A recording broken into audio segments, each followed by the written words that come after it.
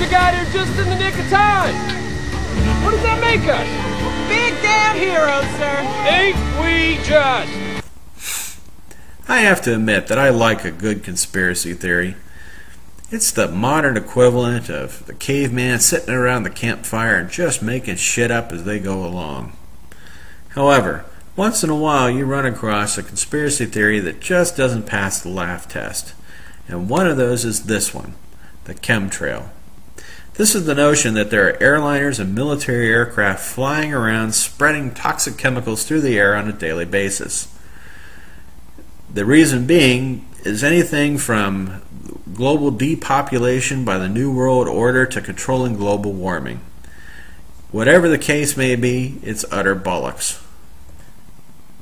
Now, I'm a professional pilot by trade. I've done this for decades, and I'm here to tell you there's no global conspiracy of a bunch of airlines flying around spreading poisonous chemicals. In the first place, there's no place to put these chemicals on the commercial airliners like the 747 seen in this picture here.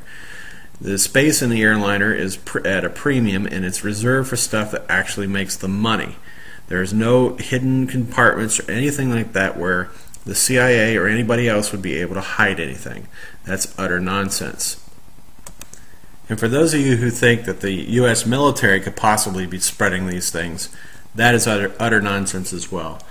The U.S. military does not have enough aircraft to generate all the contrails you see on a daily basis.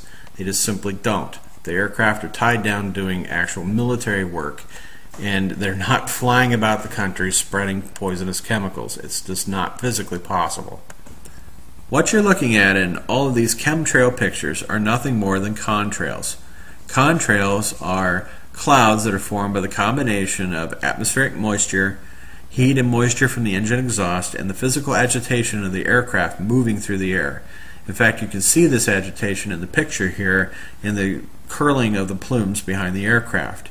They contain water vapor and a few trace pollutants from the internal combustion engines on the aircraft.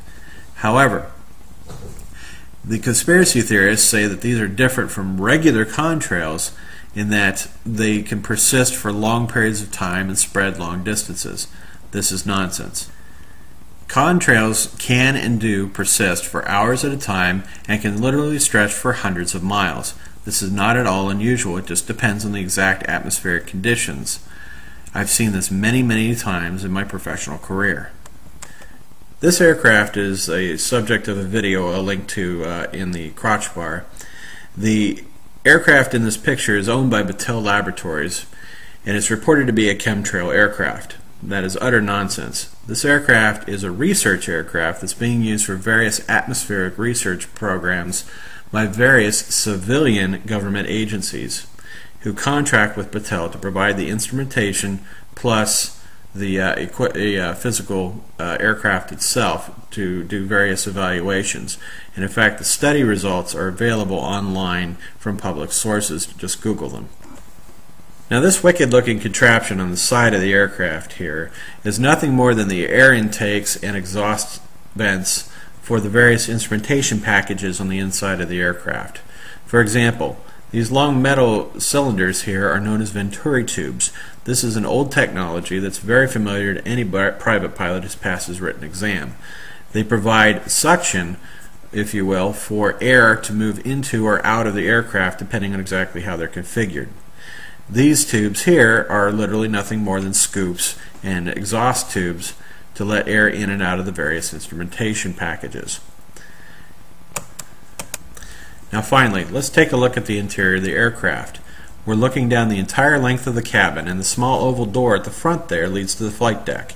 Notice that the entire interior volume is taken up by these instrumentation racks and laptop type computers. The two big orange ducts there are part of the supplemental air conditioning system that are listed in the specifications for the airplane to help keep the electronics cool. Now, if this is a chemical spraying aircraft, where are the chemical tanks? The answer is there aren't any. If I'm your mission, Shepard, best give it up. You're welcome on my boat. God ain't.